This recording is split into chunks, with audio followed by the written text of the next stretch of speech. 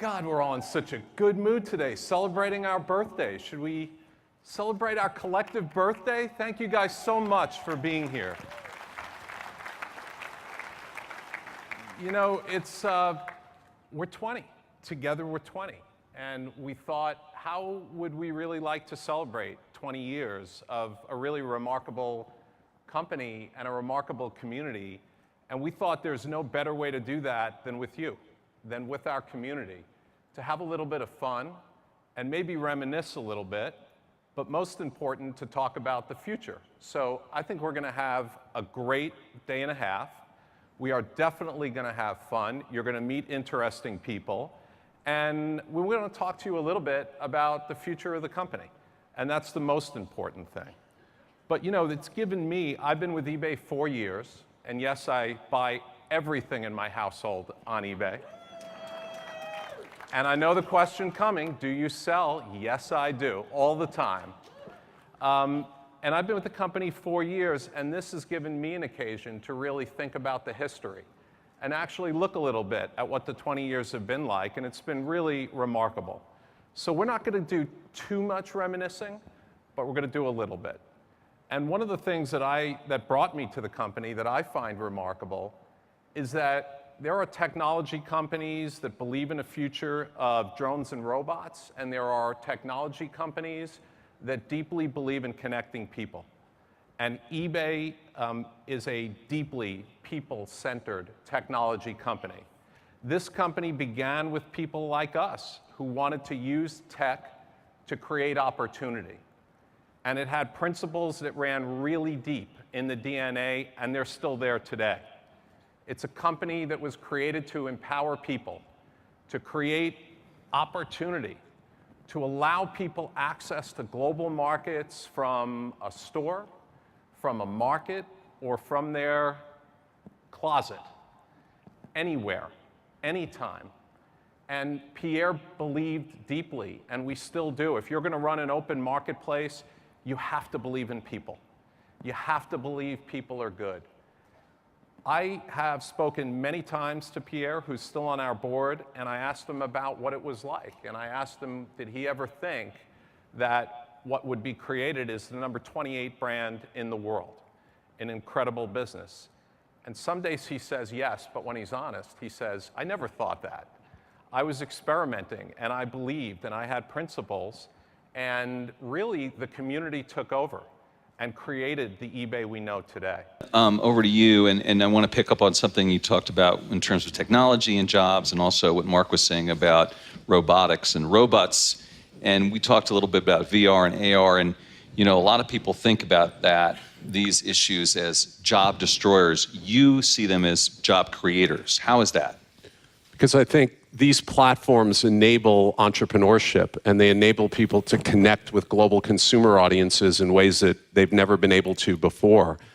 Just touching on education for a second, Sure. I think it's an immense missed opportunity right now as we begin to have a debate about immigration and H-1B visas, which are very important to technology companies, in particular in the Valley, that we're not having the other side of that discussion, which is, why don't we have mandatory K through 12 computer science education for every student in the United States?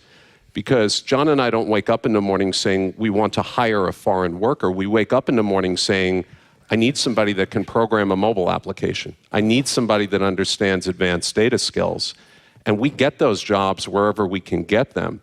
There are pockets right now where you simply can't hire people. I mean, and those aren't all highly skilled computer science jobs. When I say mandatory technology or STEM education, I don't think the world's going to all be computer engineering and computer science, but that's beside the point. Having that foundational education allows and opens up an entire side of the economy not open today to jobs that are likely in the crosshairs of these technology platforms. And I think we should be talking about responsible immigration at the same time as we're talking about a national moonshot to educate people for the economy that's coming, because it's coming, and it's coming very fast. This topic that we're talking about, and Devin, let me just put it to you, because you know, when you talk about education, you guys are all saying we need more education, more STEM. say in primary, K through 12. But how do you guys actually try to make that happen? I mean, because it's one thing you hear about companies getting involved in, say, community colleges, which is a much easier entry point, but K through 12, I mean, that's really tough. I mean, we've seen the whole charter school fight in this country. Is there any way for companies to actually get involved, Devin? I mean, I loved Denise's articulation of purpose and its role at Campbell. I always think that purpose is most powerful when it's directly tied to the business. Agreed. When it's not another thing, but it is the thing. It's not about social impact for the sake of it. It's about what you as a business uniquely do. So for us, what that means is we create entrepreneurship. We have 1 million businesses that are exporters that are hiring. These are small businesses. But our purpose, people at our company deeply care about a single mom who supports herself on eBay or a wounded war veteran. I mean, these are real stories. It also happens to be the way we make money. So the way that we take that out and make that real is we go into inner cities and train what does it mean to open up a small business and be an e-commerce merchant. And we do that all over in inner cities where they don't generally have access to the digital economy. And they may be a small craftsman, or they may be selling in 2 city blocks, and all of a sudden they're selling to 190 countries. I mean, that's how we make our purpose real. I would also say that's probably the most meaningful thing for our employees. They get an incredible amount of energy for that, and it's also driving our business forward. That's when purpose really is at its strongest. It was an article that quoted Meg Whitman, going back a couple CEOs, saying that the sellers, talking about the employees, but then saying the sellers know eBay better than the employees. Now, she was kind of making a point there, and then you maybe have touched on that a little bit, so I don't know if you want to talk about that a little bit first more. of all, I think that's great. I did not have my SEO team put the Zimbabwe Times. Yeah, not like he did with that blog thing. That was, right? But back to the discussion we had before, when your customers, this is their lives, this is their business. It's not, particularly on the merchant side, they're not consuming a product, they are building a life on our platform. They know everything about that. They know the technology, they know how we run search, they are intimately involved in our business. And that's great. I mean, to me, that's the definition of a community and an ecosystem when you've got a broad base of stakeholders. And if your customers are that vested in your platform and in your success, I mean, I think we all aspire to that. We all hope for that. But just back to, I think there's one theme that you've heard here, which is there are a lot of these artificial distinctions that are getting torn down very quickly. A CEO has one stakeholder. A CEO does not have one stakeholder. Or your work life and your personal life have a sharp blue water between them, and you have to separate the two. Neither of those things are true anymore. The one thing that unites all of us is the hunt for great talent. What inclusion is about is getting the best people. If you create an environment where people genuinely believe they can be their best selves in your company, then you get the best people, whoever they are. So this isn't about a social mission to make us feel good. It happens to make me feel good, but it's actually about running a competitive business. I mean, I have Amazon, Google, and Apple as my competitors. We live in a tough neighborhood. Yeah. So I don't have time to be distracted from our core competitive mission. But social impact for me is part of our core competitive mission. It's how we differentiate ourselves, and it's how we get the best people in our company. The challenge for this graduating class is not to accept what is, but to imagine and create what is possible. You will build our future. You are the ones who will wake up in the morning and think about what we should invent and create.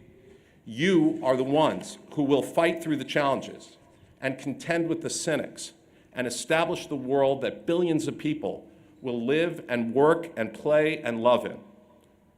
But here's the thing, just as important as what you do is why you do it and how. What kind of future will you create? Will it be pro-humanity? Will it make humans more connected and happier, more included, more just?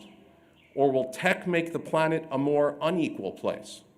You'll decide if we live in a world of drones and algorithms, or whether we live in a human world where tech ends up serving humanity and making the planet smaller, more interconnected, and more equal.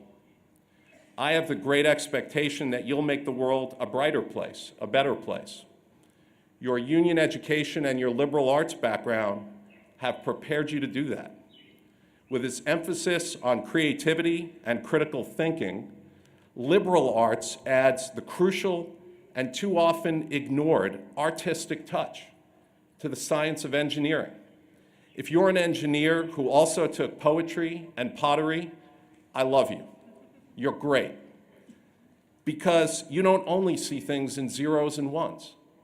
That's essential.